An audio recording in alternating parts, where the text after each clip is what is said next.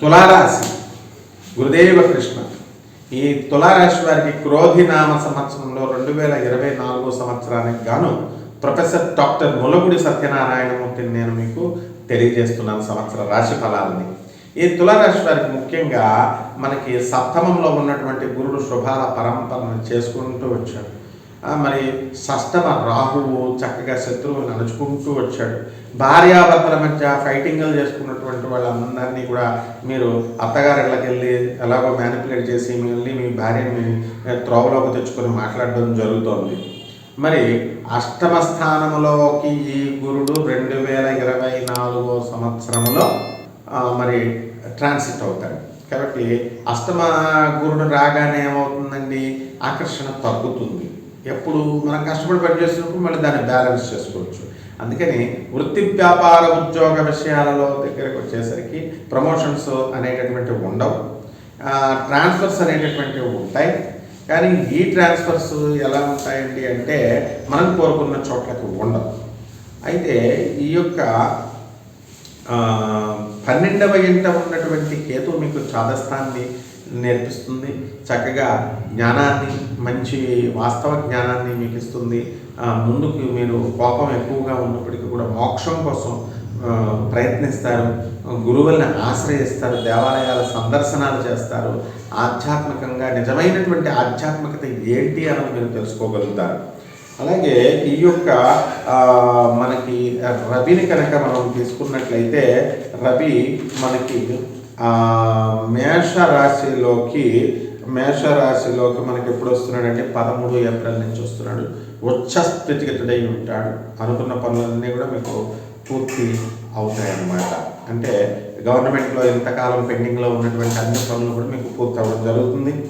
అలాగే ఈ యొక్క ఆగస్ట్ నెల దగ్గరికి వచ్చేసరికి 16 ఆగస్టుకి సింహరాశిలోకి వస్తాడు. ఇక్కడ కూడా మీరు లాభంలో ఎవరైతే పాపం బిల్లు కాంట్రాక్టర్లు వీళ్ళు ఉండిపోతారు, బిల్స్ శాంక్షన్ కానటువంటి వాళ్ళందరికీ కూడా ఈ బిల్స్ అనేటటువంటి వసూలు అయిపోతాయి అన్నమాట. ప్రభుత్వ ఉద్యోగాల కోసం ప్రయత్నం చేస్తున్నటువంటి వాళ్ళు ఉంటారు. అటువంటి వాళ్ళు ప్రభుత్వ ఉద్యోగాలను కైవసం చేసుకోగలుగుతారు. ఇకపోతే రాజకీయ నాయకులను తీసుకోండి. అటువంటి రాజకీయ నాయకులంతా కూడా కొత్త పోస్టుల్లోకి వీళ్ళు సాధించడం జరుగుతుందన్నమాట. అలాగే ఈ యొక్క కుజుడిని మనం తీసుకున్నప్పుడు మనకి ఈ యొక్క తులారాశికి మనకి ఈ రాజ్యస్థితిలోకి మనకి 20 అక్టోబర్ 2024 సంవత్సరం నుంచి ఈ కుజుడు కర్కాటక రాశి ప్రవేశం చేస్తాడు.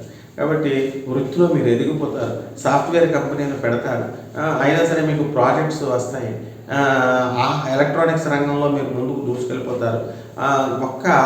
ఈ యొక్క శని బాగుండలేదు మీకు. కాబట్టి సంతానం మీకు మొండిగా మీకు వ్యవహరించి మిమ్మల్ని చాలా ఏడిపించుకు తింటుంది.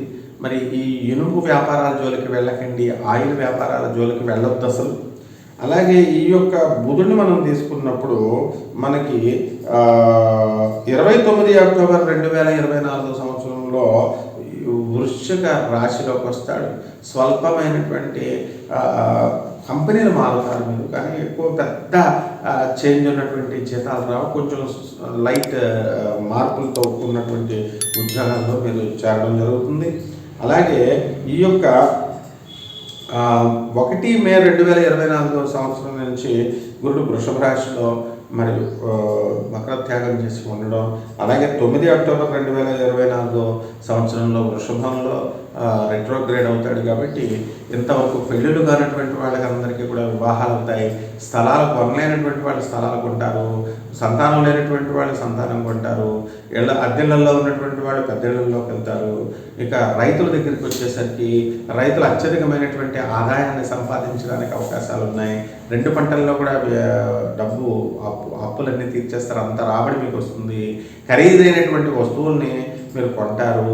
తర్వాత ఐఫోన్లు ఇలాంటివి కూడా మెయింటైన్ చేసే కెపాసిటీ రైతులకు వస్తుందంటే ఆశ్చర్యపోవాలని అవసరం లేదు. స్థలాలు మంచి రేట్లు వస్తాయి. కాబట్టి ఈ విధంగా మనకి ఈ యొక్క తులారాశి వారికి విదేశీ యానాలు ఉన్నాయి.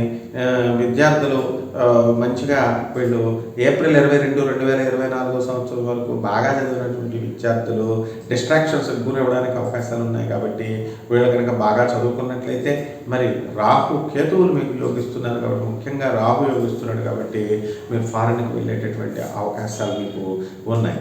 ఇక రియల్టర్స్, బిల్డర్స్ ఎవరైతే ఉన్నారో అటువంటి వాళ్ళంతా కూడా మంచి సంపాదన అనేటటువంటిది తెస్తారు. ఇక పరిహారాలు వచ్చేసరికి రెమెడీస్ మనకి ఈ తులారాశి వారికి గురు జపం చేయండి, గురు స్తోత్రాలు చదువుకోండి, గురువుకు కిలో పావు శనగల్ని పసుపు రంగు వస్త్రాన్ని ఇచ్చి, పేద బ్రాహ్మణికి గురువారం నాడు మరి ఉదయం తెల్లవారుజామున 3 గంటలకు ఇవ్వలేరు కాబట్టి మీరు ఉదయం మామూలుగా 9 గంటలకి మీరు ఇచ్చుకోండి. అలాగే గణగాపురం వెళ్ళి దత్తాత్రేయ స్వామి వారి యొక్క దర్శనం చేసుకోండి. దేవతల గురువైనటువంటి బృహస్పతిని గురువారం నాడు, అలాగే రాక్షస గురువైనటువంటి శుక్రాచార్యుల వారిని శుక్రవారం నాడు మీరు అర్చించడం ద్వారా చక్కగా మీకు వృద్ధిలోకి వస్తారు. మరి ఈ శుక్రాచార్యుడికి పులుపు ఇష్టం కాబట్టి మీరు చక్కగా ఏం చేస్తారండి, పులిహారాన్ని నివేదించండి స్వామివారికి. ఈ గురుగ్రహానికి మీరు పాయసాన్ని నివేదించండి. ఈ చిన్న చిన్న రెమెడీస్తో మీరు ఈ సంవత్సరం అంతా కూడా ముందుకు దూసుకెళ్ళిపోతారు. శుభమస్తు.